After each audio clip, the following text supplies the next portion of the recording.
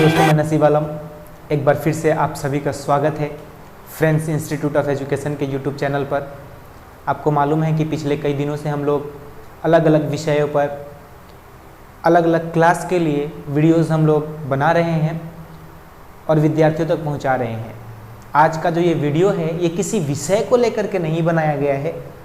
ये पिछले कई दिनों से मैसेजेस और कॉल्स आ रहे हैं स्टूडेंट्स के कि सर ये जो लॉकडाउन है ये कब तक खुलेगा, सर हमारे स्कूल्स और कॉलेज जो हैं वो कब तक खुलेंगे, एग्ज़ाम कब तक होगा।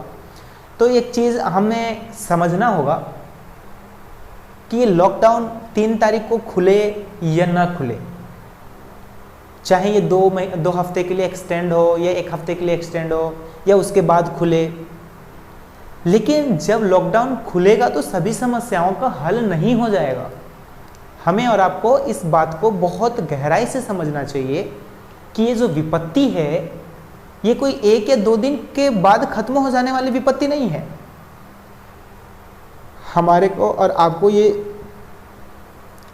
जो हमारा जो सामान्य जीवन है इसको पहले जैसा सामान्य होने में काफ़ी समय लगेगा।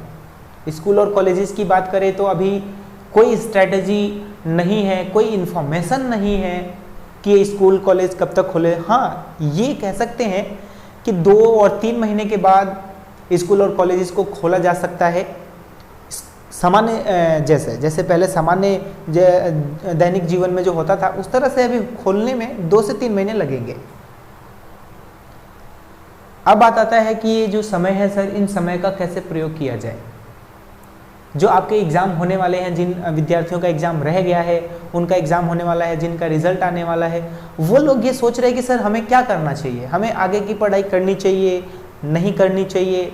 जैसे 10th क्लास के विद्यार्थी हैं वो इस शंका में है कि हम लोगों को 11th क्लास की पढ़ाई करनी चाहिए कि नहीं करनी चाहिए, हमें कौन सा स्ट्रीम मिलेगा। तो मैं आपको ये बताना चाहूँगा, आपको स्ट्रीम चाहे कोई भी मिले, आपने जो एम बनाया हुआ है कि मैं इस स्ट्रीम को लेकर के आगे बढ़ने वाला हूँ, आपको उसकी पढ़ाई स्टार्ट कर देनी चाहिए।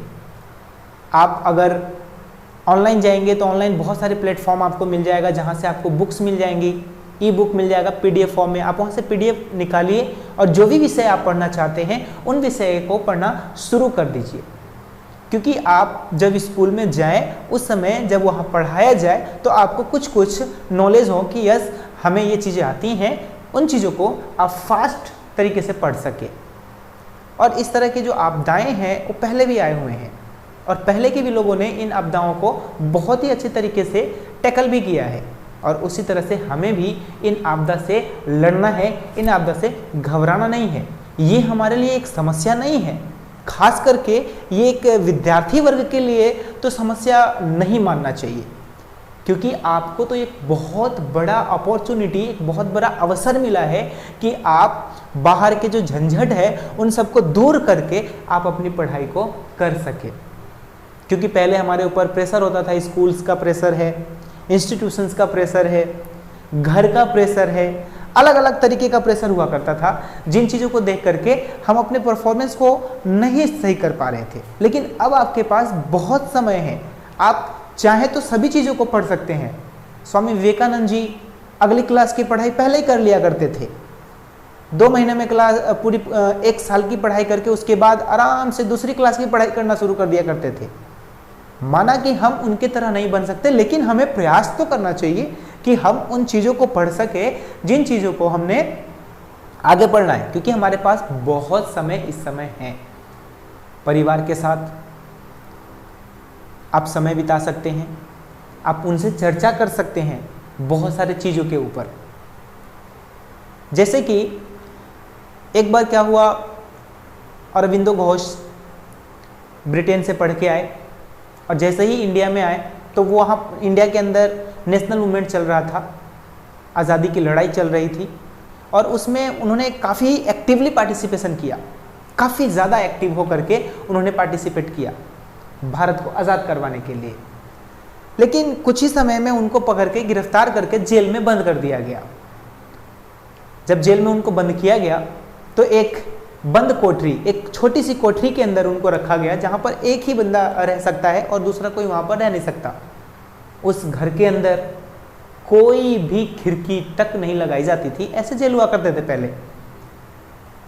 तो जब वो जेल में रहे और जेल में रहने के बाद वो वहां से निकल के बाहर आते हैं, तो बाहर आने के बाद जब लोग उनसे मिलने आते हैं, नेशनल मूवमेंट में जो उस समय लगे हुए लोग थे, वो जब उनसे मिलने आते हैं, तब उन्होंने कहा कि नहीं नहीं नहीं, अब मुझे इन सब चीज़ों से कुछ लेना देना नहीं है, अब मुझे आध्यात्मिकता से जुड़ा हुआ और मुझे आध्यात्मिकता की तरफ जाना है। यानी कि वो एकांत में रहे और उन्होंने अपना खोज किया कि मैं क्या हूँ, मुझे क्या करना है और क्या नहीं करना, मैं किसके लिए बना हूँ और किस चीज़ के लिए नहीं बना हूँ।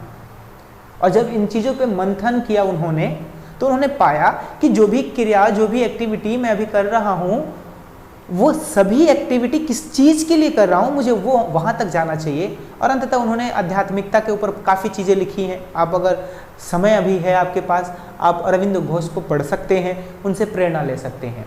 इसी तरह से जवाहरलाल नेहरू जी को जेल में बंद किया गया था, तो उन्होंने डिस्कवरी ऑफ इंडिया, आप चाहो तो यूट्यूब प्लेटफॉर्म पे डिस्कवरी ऑफ इंडिया के नाम से पूरा एपिसोड है, जिसके अंदर पूरे भारत को जानने का आपको मौका है। आप वहाँ से पूरे भारत को जान सकते हैं। ऐसा ही एक शख्स जिनका जन्म हुआ ब्रिटेन के अंदर, ये सन 1643 का समय है। सन 1643, कई लोग 42 मानते हैं, कई लोग 43 मानते हैं। इस बच्चे का ब्रिटेन के अंदर जन्म हुआ, इनका ब्रिटेन के अंदर जन्म हुआ। 12 साल की उम्र में उनको ग्रंथम स्कूल में पढ़ाया गया, यानी कि आम जैसे बच्चे थे वैसे ही उनको भी एक स्कूल के अंदर पढ़ाया गया, जो घर के आसपास ही थे, उसी स्कूल में उनको भेजा गया पढ़ाने के लिए।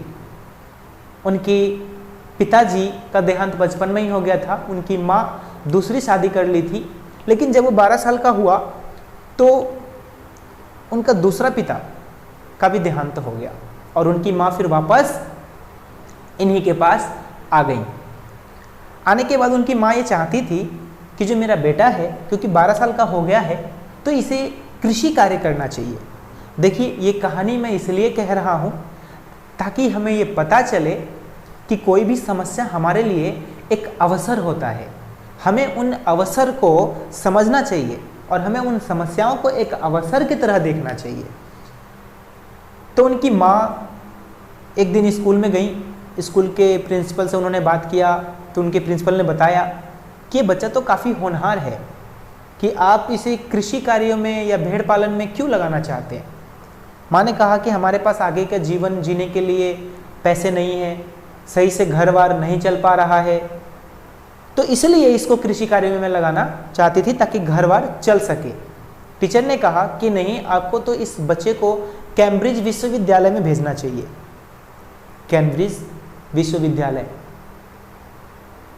माँ बोली हिचकिचाते हुए कि सर हमारे पास तो घर चलाने के लिए पैसे नहीं है, कैम्ब्रिज विश्वविद्यालय का खर्चा कहाँ से उठाएंगे। प्रिंसिपल सर ने कहा कि देखिए, इस बच्चे में टैलेंट है और इसको देखते हुए मैं स्कूल की फीस को माफ़ कर सकता हूँ और आगे आप इसकी पढ़ाई जारी रख सकते हैं। फिर क्या था, बच्चे का एडमिशन कैम्ब्रिज विश्वविद्यालय में हुआ। बड़ी धूमधाम से बच्चा पढ़ाई करना शुरू किया। जब वो कॉलेज लाइफ में था तो क्योंकि उसके पास पैसे नहीं थे, तो अपने खर्चे चलाने के लिए वो अलग अलग गतिविधियां करता था। जो उनसे अमीर विद्यार्थी थे उनकी सेवा करता था और इस तरह से वो पढ़ाई जारी रखा। कहानी एक मोड़ लेता है 1965 में, माफ कीजिएगा 1665 में। 1665 के अंदर ब्रिटेन में प्लेग फैल जाता है। आज पूरे विश्व में कोरोना का महामारी फैला हुआ है, ठीक इसी तरह ब्रिटेन के अंदर प्लेग महामारी फैल जाता है और इस व्यक्ति को कॉलेज छोड़ करके घर जाना होता है। कैम्ब्रिज विश्वविद्यालय को बंद कर दिया जाता है। आई थिंक वो 10 अक्टूबर 1665 का समय था जब कैम्ब्रिज विश्वविद्यालय को 1 साल के लिए बंद कर दिया गया। फिर वो घर जाते हैं। घर पर जाने के बाद, क्योंकि उस समय भी पूरे ब्रिटेन में लॉकडाउन था, तो वो घर पर रहना शुरू कर देते हैं। अब देखो, जब हम लोग अकेले रहते हैं तो हमारे मन में किस किस तरह का थॉट आता है, और कब वो थॉट हमारे जीवन में एक नया परिवर्तन ला दे, ना तो वो आप जान पाते हैं और ना ही वो हम जान पाते हैं। यही हुआ उसके साथ। वो घर में बैठा था, घर में बैठे हुए वो काफ़ी चीज़ों के ऊपर डिस्कशन कर रहा था। इतनी देर से जो मैं ये कहानी सुना रहा हूँ, ये कहानी किसी और की नहीं, ये आइजैक न्यूटन की कहानी है। न्यूटन, ये वही न्यूटन जो गति के नियम, गुरुत्वाकर्षण के नियम को बनाया। उन्होंने कैलकुलस, जो आज हम आधुनिक कैलकुलस की बात करते हैं, उसकी खोज भी इन्होंने उसी प्लेग महामारी के समय में घर में बैठे हुए उन्होंने किया। आपने एक कहानी सुना होगा इनके बारे में कि एक बार ये बगीचे में बैठे हुए थे, इनके ऊपर एक सेब गिरा, फिर उन्होंने कहा, ये बगीचे वाली कहानी कई जगह पर लोग सत्य मानते हैं, लेकिन इसमें मिथकता बहुत ज़्यादा है। अगर आप विशेषज्ञों की माने तो विशेषज्ञ ये बताते हैं कि न्यूटन महोदय किसी बाग में नहीं बैठे थे। ये 1965 में जब प्लेग फैला तो प्लेग के समय वो अपने ही घर के अंदर बैठे हुए थे, और घर के अंदर एक जो दरवाजा था, उस दरवाजे से जब वो सामने देखते थे तो वो एप्पल, जो सेब का जो वृक्ष था, वो उस दरवाजे से दिखता था, उस खिड़की से दिखता था। और अचानक एक दिन बैठे हुए इन्होंने ये सोचा, जब वहाँ से एक सेब गिरा तो इन्होंने सोचा कि ये सेब नीचे ही क्यों गिर रहा है, ये ऊपर क्यों नहीं गया। और इस तरह से ये एक सोच ने पूरे ही साइंस, पूरे ही विज्ञान को बदल के रख दिया। और यही एक सोच थी जिसने हमें गुरुत्वाकर्षण का नियम और गति के 3 नियमों को दिया। उसी समय इन्होंने कैलकुलस के ऊपर कार्य किया और आधुनिक कैलकुलस को बनाया। ऐसा कहा जाता है कि जब वो बैठे थे तो अंधेरे, सुबह सुबह के समय जब सूर्य निकलती थी तो सूर्य की किरणें जब उनके रूम के अंदर प्रवेश करते थे तो उसके अंदर जो धूलकण चलती थी उनसे, उनके ऊपर भी उन्होंने रिसर्च किया। और बहुत सारे थ्योरी, आज विज्ञान की कोई भी ऐसी किताब नहीं है जो आइजैक न्यूटन की इन सिद्धांतों के बिना बना हुआ।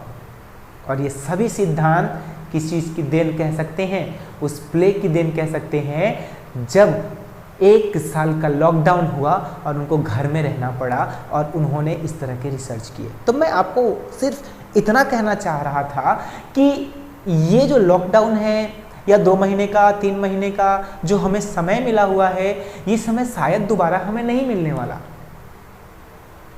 अभी हमें और आपको इसके सार्थकता को समझना होगा और इसको पढ़ना होगा, इसको समझना होगा, इसको जानना होगा, इसका उपयोग करना होगा। अगर आप किसी भी चीज़ को पढ़ते हुए बोर हो जा रहे हैं तो बहुत सारे एबीपी न्यूज़ अगर आप देखते हैं तो उन्होंने कई सारे सीरीज बनाया हुआ है। पानीपत के युद्ध के ऊपर उन्होंने सीरीज बनाया हुआ है, आप उसको देख सकते हैं। इसके अलावा आप प्रधानमंत्री नाम से एक सीरीज चलाया गया है जो भारतीय राजनीति के ऊपर है, आप उसको देख सकते हैं। हिंदी खोज के नाम से, हिंद खोज के नाम से, डिस्कवरी ऑफ इंडिया के नाम से एक सीरीज चल रहा है, आप उसको देख सकते हैं। इसके अलावा भारतीय संविधान से संबंधित आप राज्यसभा टीवी पर जाकर के देख सकते हैं, वहाँ पर भारतीय संविधान की पूरी कहानी आप वहाँ पर पढ़ सकते हैं, देख सकते हैं। तो बहुत सारे प्लेटफॉर्म हैं हमें और आपको जानने के लिए। बहुत सारी ऐसी मूवी है जिसको आप देख सकते हैं ज्ञानवर्धन के लिए। तो इन चीज़ों को आप देखें और सही तरीके से इस लॉकडाउन का इस्तेमाल करें, घर में रहे, क्योंकि घर में रहना बहुत ज़रूरी है। घर से बाहर बिल्कुल भी ना जाए और जो सरकार की गाइडलाइन है उसके ऊपर अमल करते हुए हमें आगे चलना चाहिए। हमें सरकार की सराहना करना चाहिए कि बहुत अच्छे तरीके से टैकल कर रहे हैं। नहीं तो अमेरिका जैसे विकसित देशों में जो हालात हुए हैं, उस तरह के हालात अगर भारत में होता तो क्या होता, हमें और आपसे कुछ भी छुपा हुआ नहीं है। तो इस तरह की कहानियाँ अगर कहते रहे तो हम लोग कहते ही रह जाएंगे। बस हमें इस पर अमल करना चाहिए। कल की वीडियो के अंदर मैं लेकर के आऊँगा 2 ध्रुवीयता का आरंभ, कि किस तरह से पूरे विश्व के अंदर दो ध्रुवीयता की शुरुआत होती है। उसके अगले वीडियो के अंदर हम लोग गुटनिरपेक्षता के बारे में चर्चा करेंगे कि गुटनिरपेक्ष आंदोलन क्या था और किस तरह से गुटनिरपेक्ष आंदोलन ने अपनी कारवां को आगे बढ़ाया। तो क्या आज भी गुटनिरपेक्ष आंदोलन है, और है तो उसकी क्या सार्थकता है, इन सभी के ऊपर चर्चा करेंगे। उसके अगले वीडियो के अंदर हम लोग नव स्वतंत्र आर्थिक व्यवस्था के बारे में चर्चा करेंगे कि इन अल्प विकसित देशों के लिए यूनाइटेड नेशन ने भी कुछ प्लान किया था या नहीं किया था। और अंत में इस चैप्टर का जो सारांश है कि भारत की क्या भूमिका रही शीत युद्ध के समय, उनके ऊपर चर्चा करेंगे। तो आप बने रहे इस प्लेटफॉर्म पर, और लॉकडाउन का और ये जो 2 महीने 3 महीने की जो आपको अवकाश मिला हुआ है, इस अवकाश को एक अवसर समझें और उसका प्रयोग करें। जय हिंद, जय भारत, घर में रहे, सुरक्षित रहे। धन्यवाद।